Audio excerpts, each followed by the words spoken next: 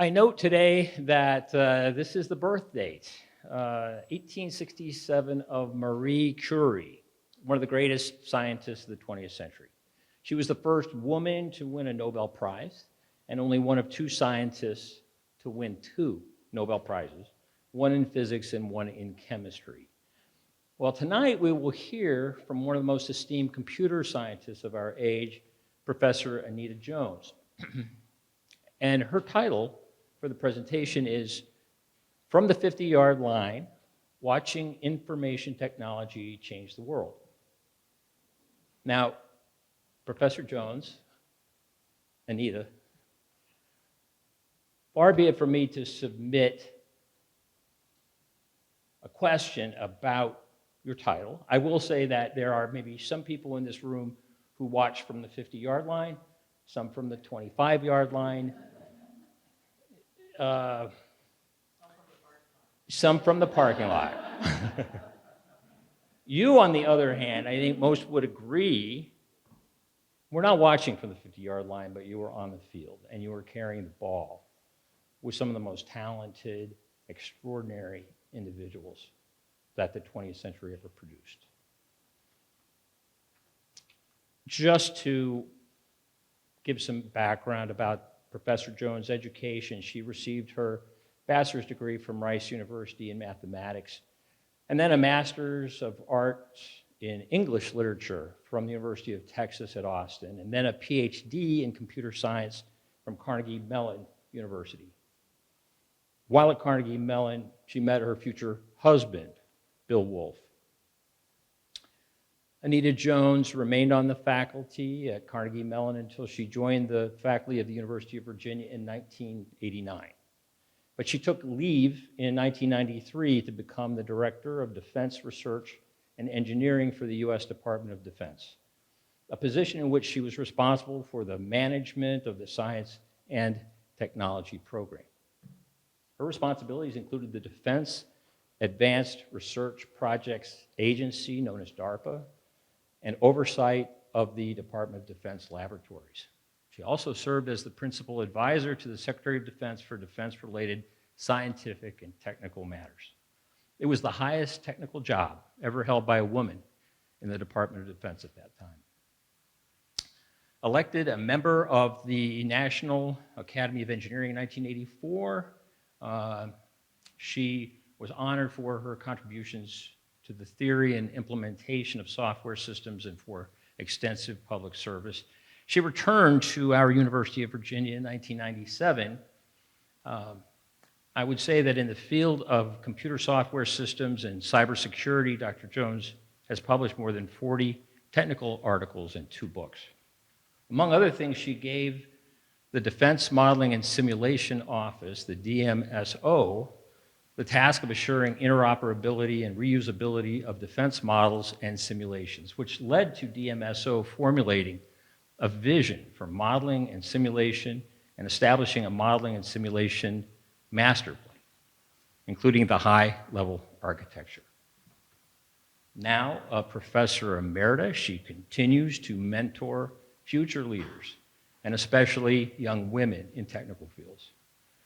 She has served, or does serve, on the Board of Trustees for Incatel. She's been a member of the MIT Corporation, a trustee of the MITRE Corporation, a member of the National Academy of Engineering, the Council on Foreign Relations, the National Science Foundation's National Science Board, the American Philosophical Society, a member of the Computing Community Consortium since its inception, and in 2007, she was a recipient of the IEEE Founders Medal.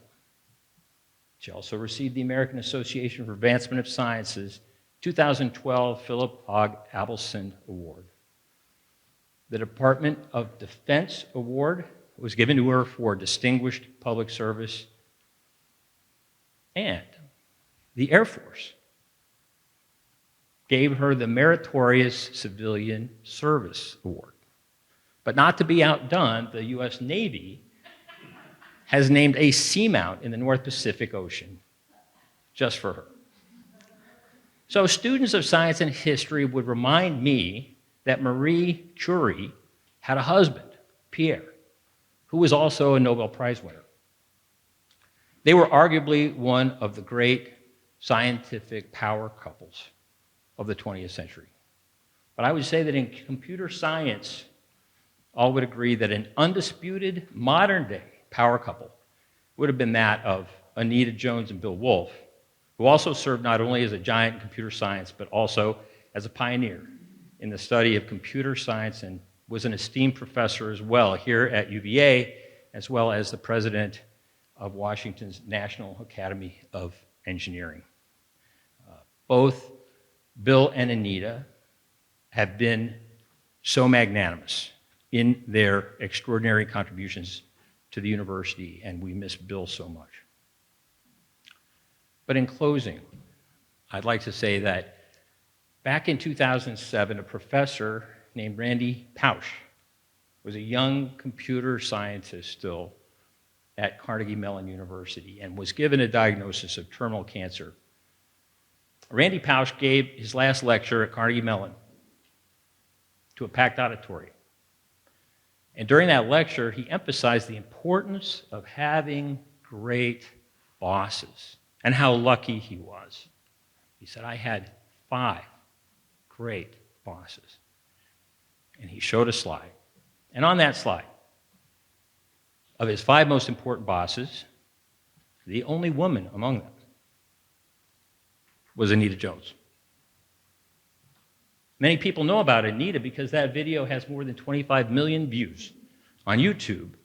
And Randy Pausch's last lecture was written as a 2008 New York Times bestseller. Now, we are all certainly hopeful that this is not the last lecture that Professor Jones will be giving here at this university that has benefited so much from her scholarship, her research, her mentorship, and also her friendship. Anita.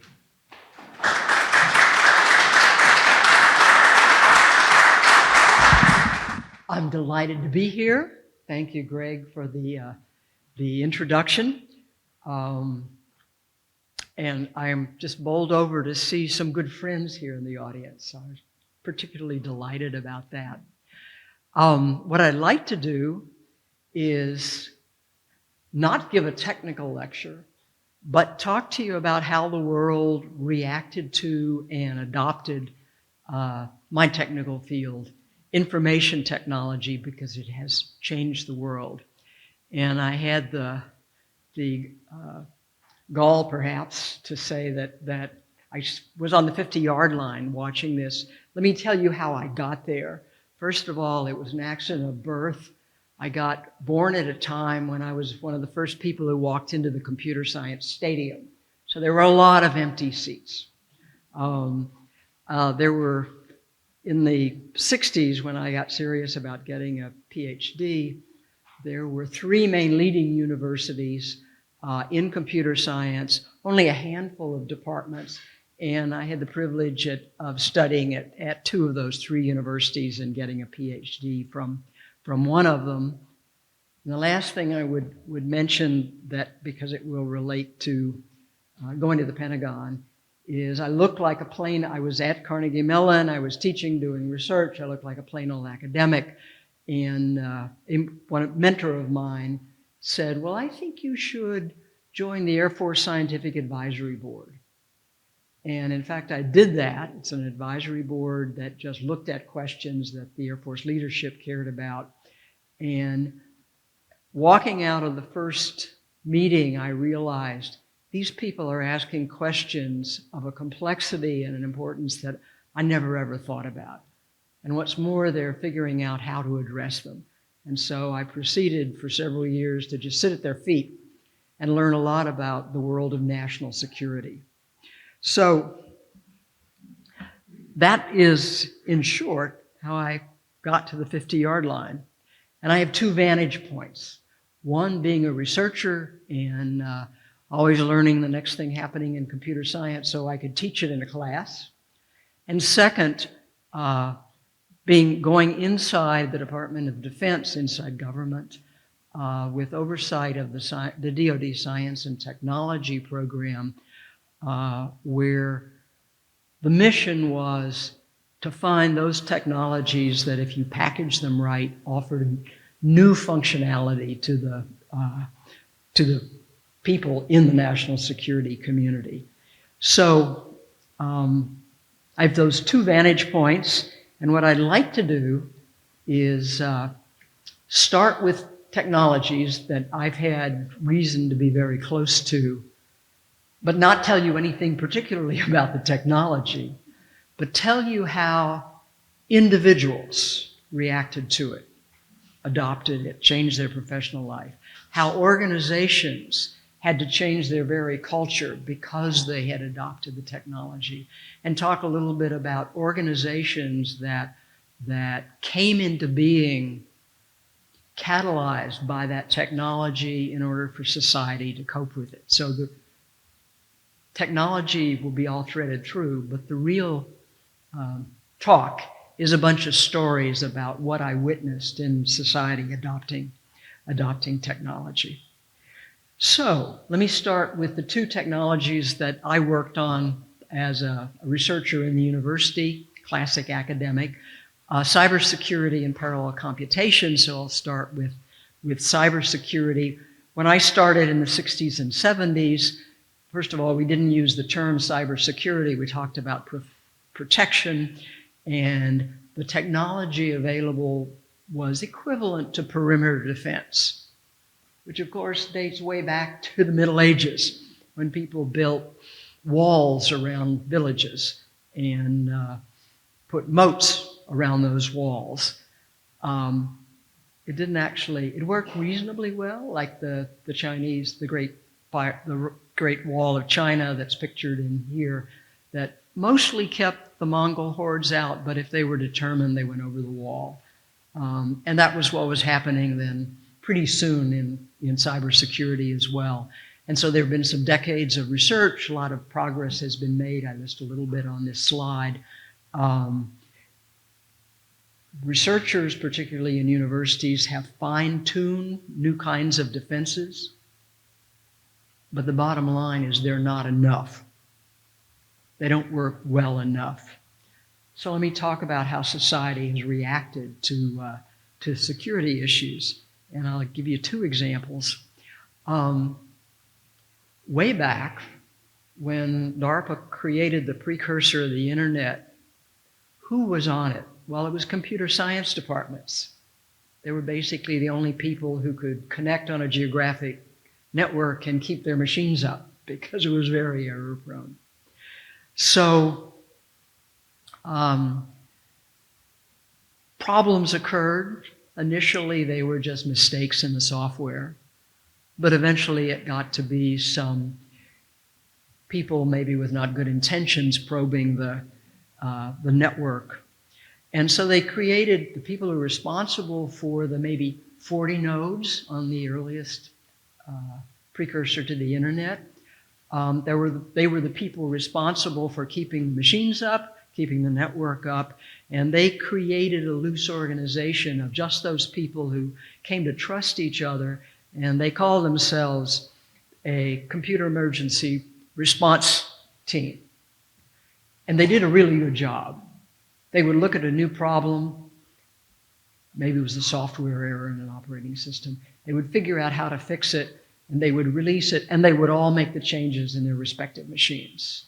So the government looked at that and said, you know, this is probably a pretty good thing, but we need to institutionalize it. So in the 80s, they came to Carnegie Mellon, where I still was on the faculty there, and said, we want you to create a computer emergency response team, because we now have a bunch of DoD nodes that are also on this internet. We want it to stay up.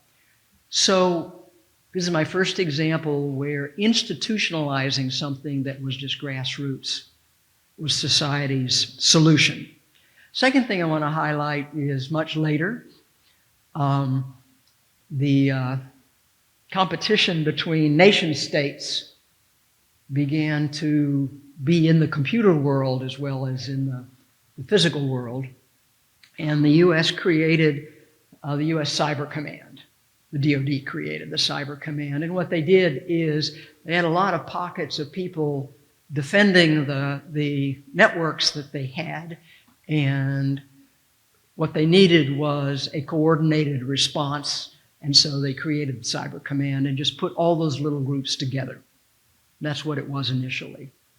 And then some years later, they did something that I want to argue to you was really important. They designated a combatant command. The way the Department of Defense is organized to basically to fight wars is there are today 11 combatant commands. 6 of them are geospatial. So there's Africa Command and the European Command and the Pacific Command. 5 of them are functional. There's Strategic Command, which deals with things nuclear. There's Transportation Command, and now there is the Cyber Command. Basically, by designating the Cyber Command a combatant command, they were essentially asserting that this whole cyberspace is like a new domain. It's like ground and air and the sea, and it's got to be treated that way. And that's a very strong statement. Of course, it wasn't just the Department of Defense that said that. Novelists like Neil Stephenson said that in novels like Snow Crash. But by doing this, there was an organization, the Cyber Command, that had primacy in deciding and conducting cyber operations for the U.S. And of course, now if you're in this millennium, cyber terrorism as well as nation-state competition is of concern. Now I want to make a digression. I'm talking about cybersecurity. It's a technology for a lot of us. It is a catalyst, but everything I'm talking about, like the creation of computer emergency response teams and like the creation of the Cyber Command, is in reaction to society's adoption of information technology.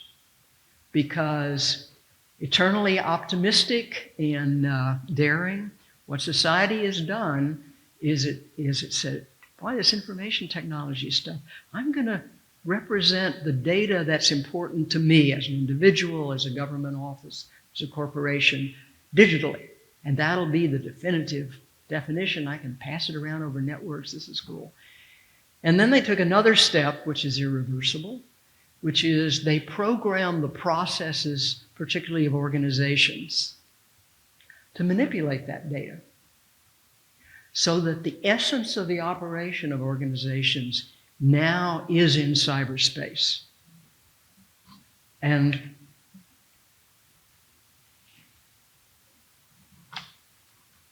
well, that has made a world of difference. And everything in this talk is because society has chosen to do this. So back to cyberspace, as I said, the solutions from the research community are good, but they don't solve all problems. There are 2 threat actors today that one has to be pretty concerned about. And so there is a hundreds of billions of dollars market being concerned about it, as well as governments. One of them is criminal organizations. The creation of cyberspace, and I use the combatant command as an example of recognizing that, gave a whole new means for criminals to extract value. They hold not just individuals for ransom, which is what I thought ransom used to mean. They hold entire corporations, like hospitals, for ransom. And they seem to still get paid. This is a problem not solved. The other threat actor are the nation states. And they are protecting their own assets, but they are also operating, one of the phrases is they operate forward. And they are well-funded. They are staffed by really bright, knowledgeable computer people, and they're very patient. And they have the wherewithal to go into an infrastructure, and not just an infrastructure of a military, although we've seen that, but into civilian infrastructure. And it remains to be played out whether there will be war where flat out all cyber attacks are used by a nation state against another nation, where they are targeting not the armed forces that have trained and prepared to fight, but in fact targeting populations. I happen to worry about that. There you are. We've seen 2 attacks on infrastructures, but they have been government infrastructures. The 2 that I would highlight are Stuxnet, where software was used in control computers that were controlling centrifuges that the Iranians were used, and the control computers told the centrifuges what to do in an attempt to cause them to self-destruct. So run them up to maximum cycles and then shut them down, things like that. And then most recently there was a set of pagers, which were the communication infrastructures for an armed force that many of them detonated all at the same time. That is an attack on infrastructure. So I worry about that. Let me stop with cybersecurity and move to the second technology. My first job as a programmer was for IBM, and I had the luck of joining a team of about 6 people to figure out whether 2 computers could share memory and run applications so that if one died, the other could just carry on. And that was a hard technical problem at the time. When I finished my PhD, the faculty at Carnegie Mellon had built a 50 processor machine that all the processors shared the same memory, so any of the processors could access it. And could you use that so that application jobs ran on 1, 5, all 50 of the processors? And it was a great set of technical problems. Well, it's escalated way beyond that. You've heard of Moore's Law, but in complementary to that, there is software that takes today tens of thousands of processors that are all connected to the same memory, and they can be harnessed to run one job in parallel. It's an amazing technical feat. So it's not just Moore's Law, it is parallel software control that makes some of this possible. And so now let me turn to a reaction to that, a societal reaction to that. One group of people who really jumped on that bandwagon were research groups, particularly in the hard sciences, that wanted to model physical behavior. The combustion of a fuel inside your car, the airflow over a wing. And they could use any amount of cycles that you could build. That remains true at sort of any point in time. So basically, these research labs, and I'm now thinking about in universities like us, they adopted parallel simulation. Well, it looks like another simulation tool, like adding an atomic microscope. But in fact, it's a little bit different. If what you do is move from doing experiments with the biological material that you're trying to study, and building an artificial model of it digitally, all of a sudden you've lost the discipline that the laws of nature, the laws of physics, force on that material. You represent in data and in the way you write the code, you're writing in a language, an artificial model of that physical phenomena. And it was a larger jump than just adding a tool to a research lab, like a new microscope, a new device that was on the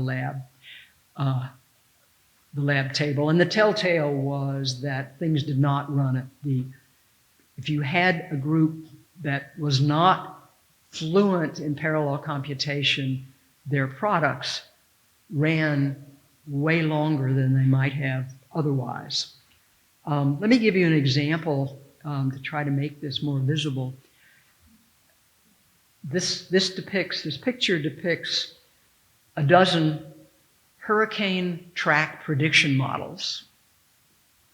And they're predicting where the hurricane is, and 5 days out, there's miles and miles of separation of where the different models are saying the hurricane is. They get better over time, so 4 days in, 3 days in, because the actual data of where the eye of the hurricane is fed into the model. It's not just an artificial model that is computing where the hurricane is. And of course, they all converge because eventually the hurricane is in one place when it finally hits land. But the convergence really comes from the real, more accurate day after day data. And so there were some lessons learned. Again, this is research groups as being the element of society trying to grasp this thing called parallel simulation. And they learned that to express an idea in an artificial language like the representation of data and programming languages, you need to be digitally fluent in that language. If you want to express it in French or Spanish, you've got to know those language. You've got to think in parallel. My experience with students is it takes them months, 6 months, 9 months, 12 months to learn how to think parallel, because you're thinking about one thing, but you've got to know in the back of your head all the things that are going on in parallel and whether any of that could possibly interact with what you're focused on. So today we call some of these digitally fluent people data scientists, and they got brought in an interesting way.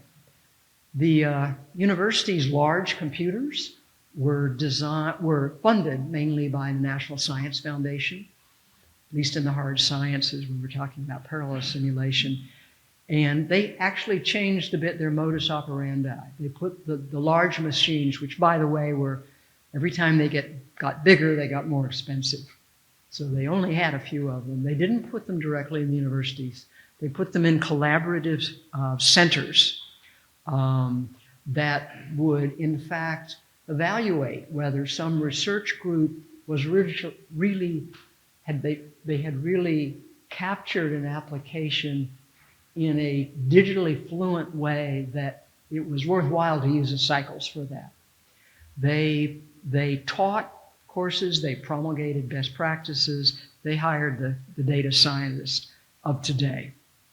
So those are two technologies and how just different elements of society dealt with them. What I want to do is switch now to some examples from the Pentagon. So the next technology I want to talk about is drones. But the real story is about the US Air Force. Let me give you some background about drones. They've been around since the 30s. This is not new technology. The important thing when I say the word drone for today's talk is I'm going to specifically be talking about aerial drones, so they are things that fly. And the key property is that they're remotely piloted. On my watch, at that point, there was an elusive objective called information superiority. And what that means is that if you have two adversaries, they're in an environment and they are contending with each other, if one of them knows more about ground truth, about the environment that they're working in, than the other, knowledge about themselves, knowledge about the adversary, that the more knowledgeable one has information superiority. Well, at the time, the Air Force did a lot of standoff piloted aircraft, often large aircraft, that would run tracks around say a ground theater and at a slant angle look at, provide aerial reconnaissance to the ground forces. And so the question we were going to ask, and DARPA built a drone called the Predator, was, well, could you build a drone and not put a pilot at risk and actually fly over the theater of interest and not stand off, which you had to do to protect the pilot and a very expensive asset. But before I talked about the Predator, let me tell you about an important fact about science and technology in DoD, and that is, if you're going to build a prototype which tries to capture technology to see if you can deliver a function that is militarily useful, you need to evaluate it. And of course, the right way to evaluate is to have the operators tell you whether it's useful or not. I'll come back to evaluation in a minute. So the Predator. The initial Predator was small, was the size of a private plane for 4 to 6 people. It had a wingspan of 40 feet. It was slow. It loitered over the theater battlefield at about going 80 miles an hour. It could sprint up to about 130.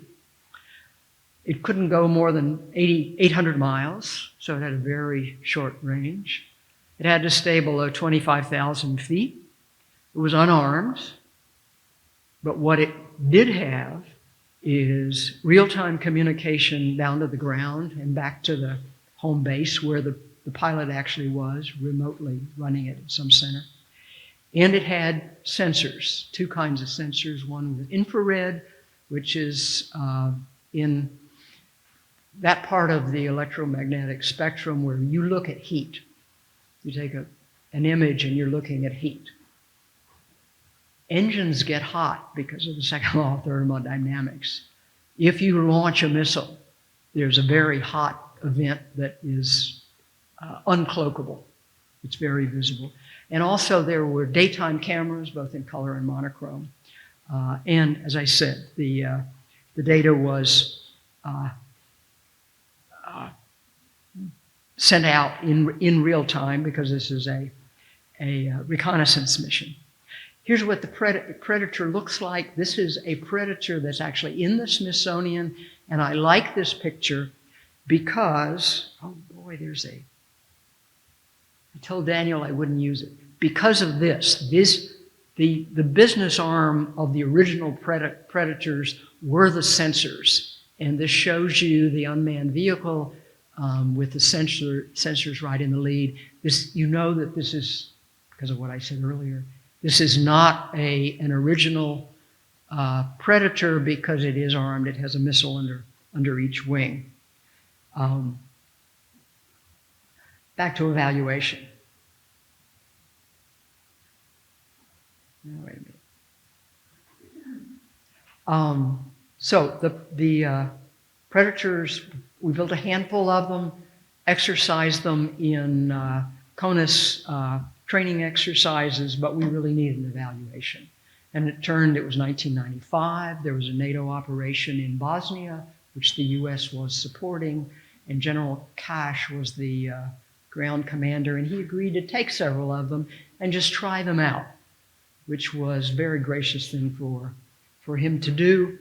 He reached the conclusion that they were useful to him, and we knew that because when we asked for them back, he said, no, I'm running a war here, and these are useful to me, and I'm keeping them. So we saluted. But the real story here is the Air Force, as I told you earlier. The Air Force knew all about drones. They had been experimenting with them. They knew all about aerial reconnaissance. They were doing it in a standoff mode with pilots. The building of the Predator was a cultural trigger. Remember I told you that the Air Force wouldn't cooperate with DARPA in building the Predators, and the reason is because the Air Force believed that if it could fly and it was big enough to have a pilot in it, it should have a pilot in it. The pilots are the elite of the Air Force. But in fact, now over in Bosnia, you had a ground commander who said, I'm keeping these air assets. Well, your assets usually belong to the Air Force. So this was a trigger.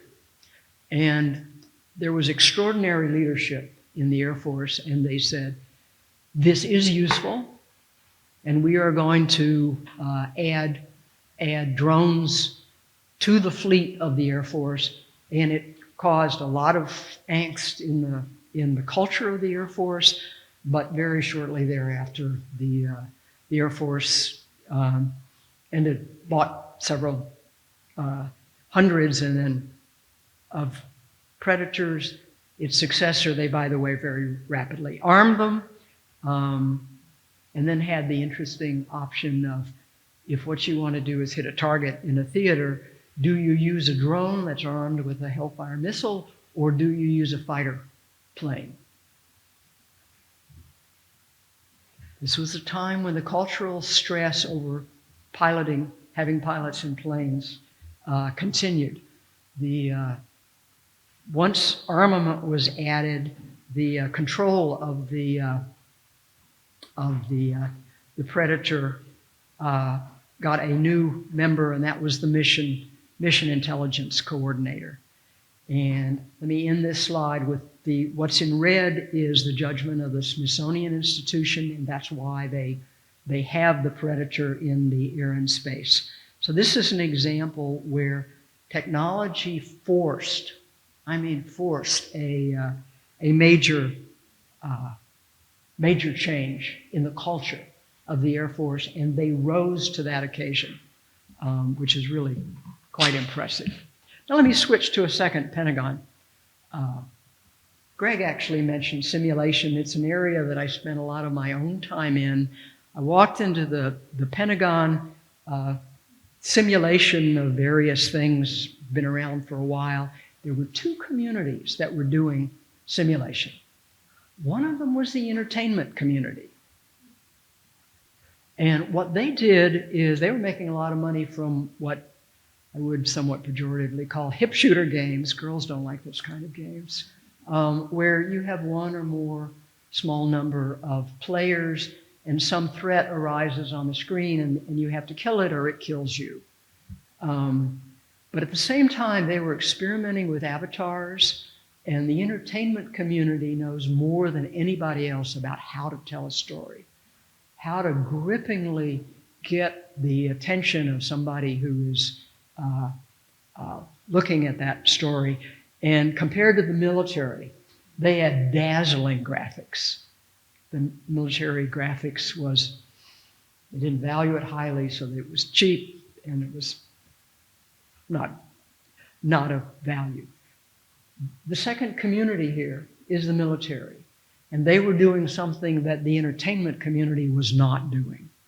And that is that they were training thousands of people at a time not to tell a story, not to just engage them and let them wander through a storyline, but actually deliver knowledge and skill training and have an end result. And the entertainment community wasn't doing anything like that.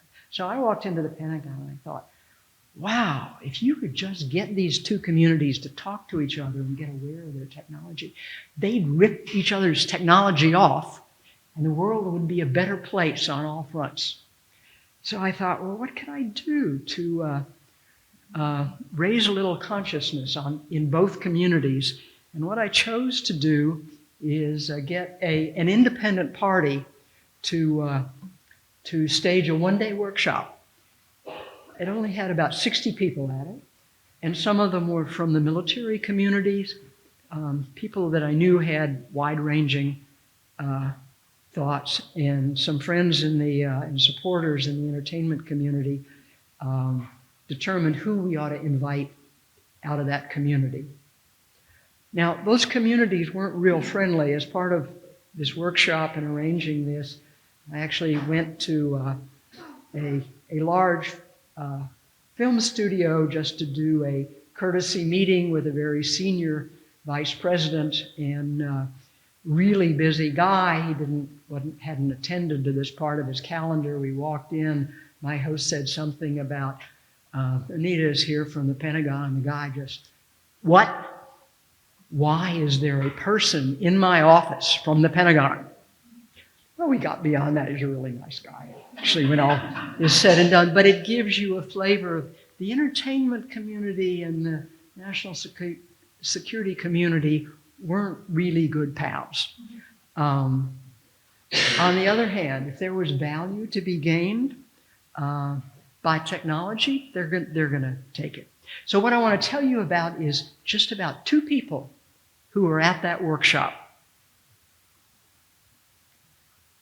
They came to lead new innovative organizations that were created to basically bring technology that was known outside the national security community into the national security community. And it's the 2 organizations. The 2 organizations are listed here. Let me go to the first one. The Institute for Creative Technologies is an institute, like we have institutes here at UVA. This one had to be in the LA area because it needed to draw on creativity out of Hollywood, if you read their mission statement. And the first director of that Army-funded institute was a man who had he was a producer and writer. He had produced Star Trek episodes. And so he was really at the pinnacle of his career. It just happened that he was sitting next to me at that workshop because my friends who said, this is a really open-minded guy. And he turned out to leave the production studio. He actually went back. I'll tell you what he did then. And he came and led for a decade this new Institute for Creative Technologies. The Army has funded it now for 25 years. It had its 25th anniversary, and the Army signed a contract with options to fund it for the next 30 years. They really believe that it delivers value. Let me give you an example of the kind of products that have come out of ICT, the Institute for Creative Technologies. And I picked on, they've done many things across a broad scale of technology, but I want to pick on interactive videos. These are videos in which a person is visibly played by an avatar, but that person is speaking their part as the video scenario unfolds.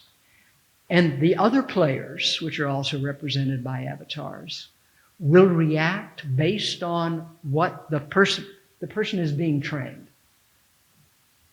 So for example, here you have a soldier who wants to talk to some tribal leaders in the Middle East about where he or she could locate a medical tent for some good nation-building reasons, but put it in a place that they could protect it even from the villagers nearby, etc. Another example is a video. The medical community tells us that for people who have post-traumatic stress syndrome, it helps to work through trauma in a visceral way, and a video that walks such a person through such trauma can be basically a medical device. And those are the kind of things that ICT built. DoD could not have, with their normal defense industry, built those kind of things themselves. Second one is In-Q-Tel.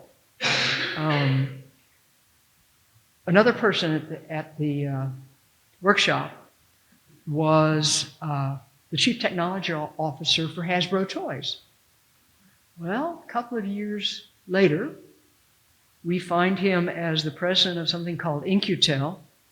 And In-Q-Tel's mission is to identify and invest into startups with commercial technology, nothing is classified here, that might be useful in the national security community, particularly the intelligence community. In-Q-Tel is a not-for-profit, as the slide emphasizes, and it deals with all manner of technologies, not just simulation. And so this is another example where to try to move commercial startup technology into the national security community, a whole new organization was created, and it's quite distant. It's not part of the government. It's funded by the government, but it is a standalone organization. And I should, with all transparencies, tell you that I've been on the board of In-Q-Tel for about 15 years. Um, so I've recounted some stories that it was occasioned by technology, where people reacted, where organizations reacted, where new organizations were, from my past, were created. And so I thought it would be fun for me anyway to speculate about something now and speculate on how society might react to it. And so I thought about several things, and I didn't do the obvious thing, because what I want to talk to you about is not artificial intelligence, but about digital twins. A digital twin is a virtual model of a specific object or system or process, and for now I'm going to focus on just objects. So you can have a vehicle, that's the physical twin, and you can have a digital twin that is a model of that particular vehicle. The digital twin is used to, in the design phase. Once the physical twin exists, you use the real data from the behavior of the physical twin operating, whether it's a fighter aircraft, whether it's just an engine alone, whether it's a vehicle. You monitor the real vehicle, you feed the real data into the digital twin, and then you can model it and you can diagnose, maybe project coming problems. You can try out solutions and see whether they might solve a problem that you have. So the digital twin exists from birth to death of the single physical object that it represents. And it's not just an artificial model of it, but the digital twin is fed behavioral data. So now let me give you an example of why the engineering community has adopted digital twins, because they work. And here's an example with some data from Sikorsky aircraft. The helicopter that they build helicopters. Helicopter you might know best is the Black Hawk. The Raider was a newly designed helicopter built after the Black Hawk. It's a derivative in a sense, but it was a new helicopter. And so the bottom line is that it took them from design to first flight 57 months, when the typical time for Sikorsky, which is, by the way, a very good builder of helicopters, normally 100 months to do that. That's why the engineering community has adopted digital twins for a number of uses. The bullets down below tell you that, well, that 57 months was saved in many different places. It didn't all come from one thing. It came from shortening the time to install the landing gear. The digital twin offers the definitive description of something, of a physical twin, and it is the basis for engineers to talk to each other, whether they're in Sikorsky or whether it's Sikorsky talking to their subcontractors. And that digital twin, which they can all go in and look at the data in it, is the definitive description of the Raider helicopter. That also, in the people processes, also save time. But it's not just military that's using this. I want to use Ford as an example. They have adopted building digital twins. When did I last visit? 5-8 years ago, something like that. And one thing you can do with a digital twin for an automobile is you record everything about, by the way, the components that are in it. So for airbags or for a catalytic converter, the digital twin has recorded in it who made that component, because subcontractors make those kind of components typically, what engineering version of the specs they were using for that component, what date it was manufactured, what plant it was manufactured in. So when a car company like Ford starts seeing a component fail, they can reach back in the digital twins and they, instead of recalling all the cars in a model year, which is what they used to do, they now can do recalls based on individual unique vehicle numbers. And that's what they do. And that saves a lot, both in cost and in car company reputation. Instead of publicly announcing, if you have a car of this vintage, you've got to go to your dealer and get something fixed. So the digital twin is used to keep a record during the life cycle of the object, and it can be used for predictive purposes. And so now I'm getting kind of speculative here, but I expect with digital twins, if you or I had one for our heating and air conditioning system, the maintenance people would call you just before it failed. It's not that it would fail and you call them.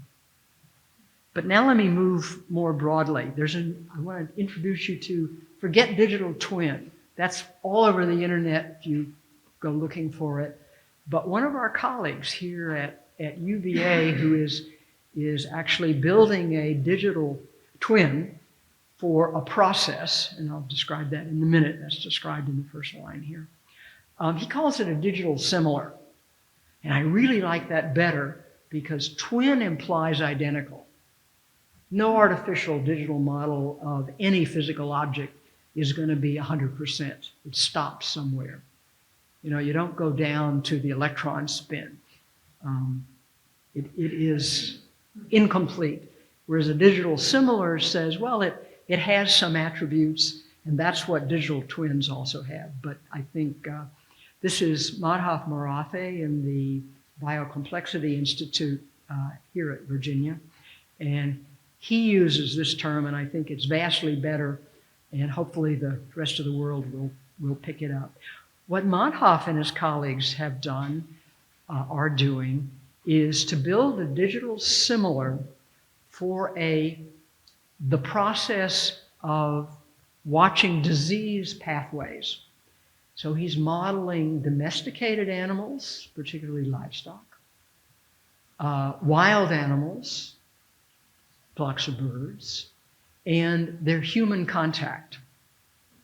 And so he has this couple model so that he can ask about a disease transfer from animals to people, for example, and what is given this particular population. Remember, the digital similar is very specific to some livestock, some kinds of birds, and some avenues for human contact, because that's how a digital similar is defined. He can then detect an outbreak. One's reported in. He can monitor it. He can make projections about where it might be because he knows what the contact of the livestock, the birds, and the humans are. He can make predictions on where and when and how cost effectively you can test. People can propose responses, and he may be able to simulate those in the context of the digital similar that he and his colleagues have built. So that's an example of a digital similar built for a process, not a single object. All my other examples were, for simplicity, single objects. Of course, the helicopter had a lot of components. You may question whether it's a single object. So now let me really go out on a limb, because I said I was going to speculate on this. Will these things be just in the research in the engineering community, or will you and I have digital similars? that we look at, that we talk to, that we consult with. Today, somebody asks a question, someone else whips out a cell phone, looks up a word meaning, searches for something, gets a prompt, gets a reminder. Might we do the same thing with a digital similar? I would like to have a digital similar for my heating and air conditioning system. And I have a new car, and I'd like to have a digital similar for it, because I want the digital similar to tell me that maintenance is going to be needed on this thing. I don't want it to fail when I'm driving and I have to call the maintenance people. And so my height of whimsy is to say, well, maybe the toy companies would get on this bandwagon. And Mattel, that makes Barbie dolls, would build a digital similar for Barbie. And so if a child decided that her Barbie doll got sick, Mattel would be willing to sell her a digital similar for Barbie. And then she could communicate with that digital similar and, in effect, discuss how to make her Barbie doll well. Now, that may be the height of whimsy, but I thought I would end on that point. Thank you.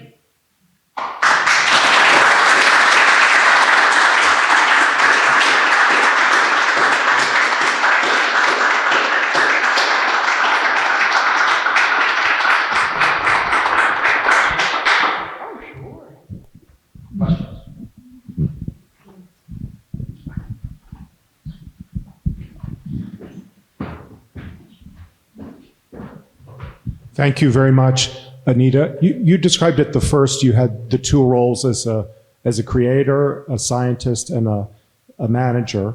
And I'm wondering, would you say more about acquisition and the trade in these kind of technologies? How do we value digital twins, for example, and know we've paid a fair price? And did you ever run against a technology you loved but couldn't afford in your role in the DoD? Thank you.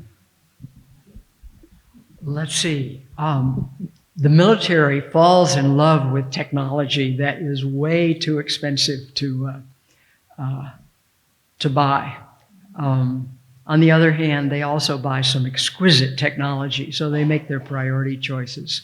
I think for digital twins, it would be the decision of whether to build one and exactly what data, what you would model in that digital twin would be based on sound engineering trade-offs of what is most cost-effective for the life cycle of managing the individual devices. Because again, you build a digital similar for digital twin for each one of the physical entities.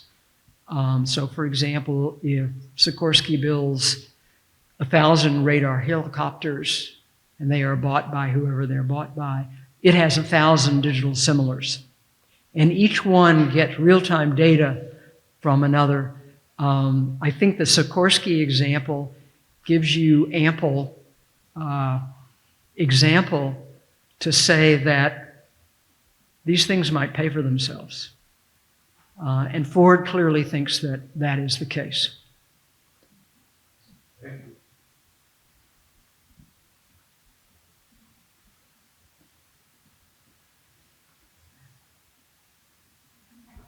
Wow, we just went through a situation with the quarter pounder from McDonald's and the onions that were manufactured by Taylor Farms and caused a serious panic about health.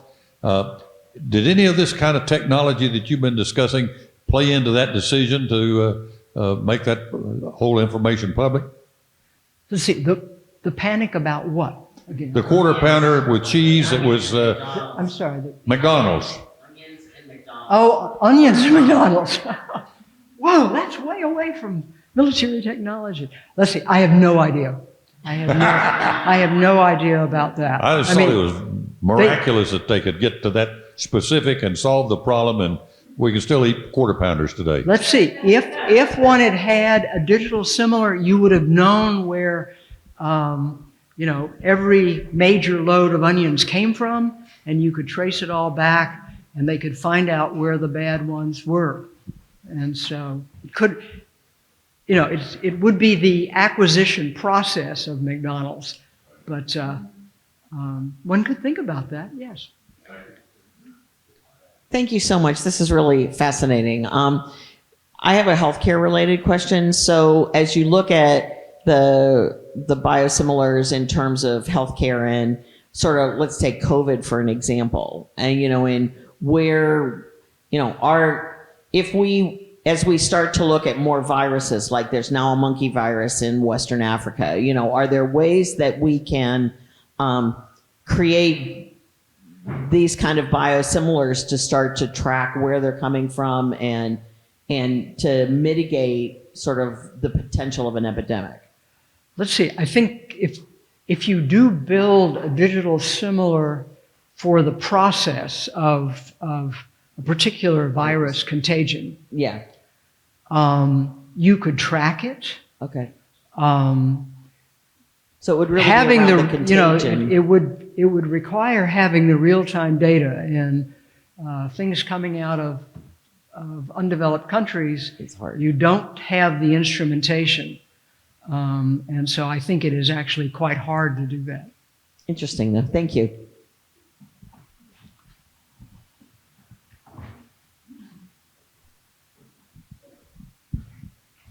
Thank you again, Professor, for coming out and speaking to us this evening. It's been an absolute pleasure. I think the question I have is almost contrary to the idea of digital integration.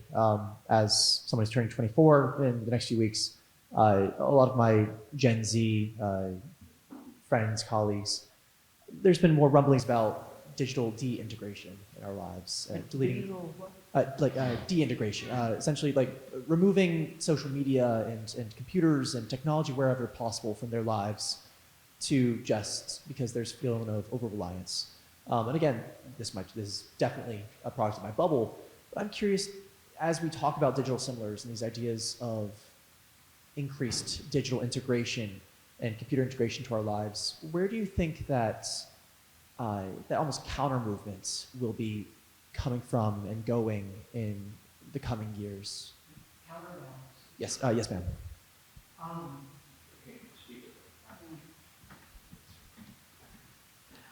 Let's see. I said early on that the human race seems to be absolutely fearless about adopting information technology. It's not always wise. I mean, we have issues, I think, with social media where we don't have the societal mechanisms.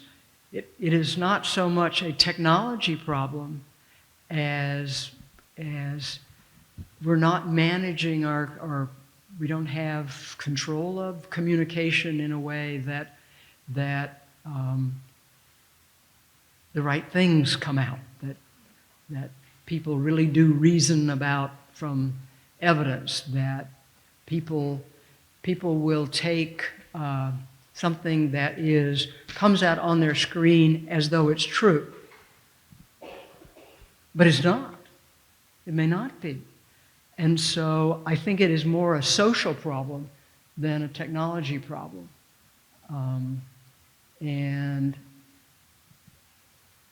technology, I don't think, has a lot to offer to solve those kinds of issues. I mean, we need to manage ourselves, not use technology to do it. I guess to slightly tailor the question a little bit more, speaking more. Then to tailor that question a little bit more, speaking more to those societal mechanisms that you're seeing, or rather that you've been hearing about. What are those societal counterbalances that you think are that will come forth, or do you think they will come forth? A bit of a definitely a broad question. Let's see. If they do, they're very slow in coming. We've just had an election where the media tells us that another nation state has injected misinformation, disinformation to sway people's opinions. And we don't have good mechanisms for attributing a communication to a source and being able to validate that source. Or maybe we have some mechanisms, but we don't use them. And so I think it has to come out of the social part of society, not out of technology.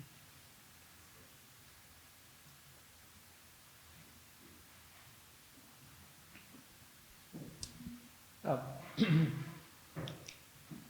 number of people contacted me and were sorry that they were not going to be able to be here this evening. One of our colleagues and another great leader, not just at UVA, but in the country and internationally, is Don Detmer. Many of you know Don. And he sent an email, and I just mentioned too, he said that Anita had both a front seat and an operator's license during the evolution of the computer information age and continues to be a force in the field. But he has a question, and that is about governance structure. And his example was large language models and generative artificial intelligence. But perhaps also there's a question about the free range that science takes in terms of development and whatever kinds of boundaries or fences or whatever. Certainly this is something that's debated, but I wonder if you could address Don's question about large language models and generative artificial intelligence, but also that larger tension between development and reining it in, particularly if there appear to be significant dangers afoot. Let's see. Let me just talk. I don't want to talk specifically about generative AI as opposed to something else or even large language models. Number one, I think that artificial intelligence does need to have some governance on it. It needs to come from the nation states. And at the 60,000-foot level, there are two ways to govern something like a technology, like artificial intelligence. You can make some rules about how it's constructed, so-called input governance, what goes into it, that it's done well, that it is tested well, that it has good data going into it, not bad data going into it. On the other hand, you can define governance in terms of the outputs, the results, as opposed to the creation of the technology, what it's used for. And I'm over in the latter camp. If you look at the people who are making regulations, there are almost no scientists, engineers, or medical doctors in that group, say in our Congress. And so for them to say that, or to tackle a problem thinking that they're going to understand enough about how the technology is developed, when you already have in the media the people who built it saying, well, we don't quite know what it's going to do. We don't know what it's going to say. By the way, they use this wonderful word called hallucination. It makes stuff up. And if the people who build it don't have strong constraints on it and know what it's going to do, I don't have a lot of faith that people who don't understand the artificial intelligence deeply can write governance in terms of, well, here's how you should build it, and if you do it this way, it's going to be okay. I think what you do is you fall back on societal mechanisms, and namely, if a company develops artificial intelligence and then puts it in some kind of application, sells it to citizens, and this artificial intelligence is actually making decisions, which, for example, if the decisions have to be made in electronic time, like when to put the brakes on in the car. You can't intersperse people. Then, in fact, the company that did that should be liable. And then if you take a company has to be responsible for the results that or services, products that it introduces, sells into the marketplace. Then, in fact, we know how to do that. We have a boatload of laws for enforcing liability and for courts making decisions about whether a company developed something in a way that was safe in the end. They can look at the explicit case. And so I think you fall back on making people responsible for the results of what they sell into the community, and it's particularly important if that AI again is making it's integrated into some kind of a system that is making decisions with no human intervention at electronic speed, then whoever built that should be responsible for it, and that's how I would govern it. Thank you. And I have one last question. As someone who grew up with an appreciation of the arts, you had parents who really valued the arts, and you yourself got your master's degree in English literature, and you have taught thousands of students. I wonder if you could comment on the value of a liberal arts education, not just for you, but what that has meant for you in your career and the development of the science that you've been so engaged in. Well, let's see, for me, that's really a softball question. I got a degree in mathematics, and I got that because I was too stubborn to change majors in undergraduate school. But I left thinking, I really worked hard on all this math stuff, and I'm not sure I got a liberal education. So I went to University of Texas, and I majored in literature, but I minored in art history in order to get that kind of education. I think it's important. I think it teaches you knowledge, perspective, and skills that feed into all manner of choices that you make in life. It affects how you approach life. And having those facets of literature, of art, of history, as well as a good bit of math, and let's have some biology and some chemistry here. Those are good too. But they enrich the quality of life in a way, and I think they make you value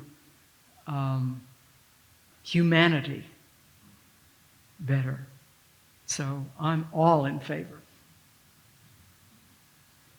Well, I'm sure all of us are in favor of this presentation and the extraordinary gift that you continue to give the University of Virginia. So thank you very much. Thank you.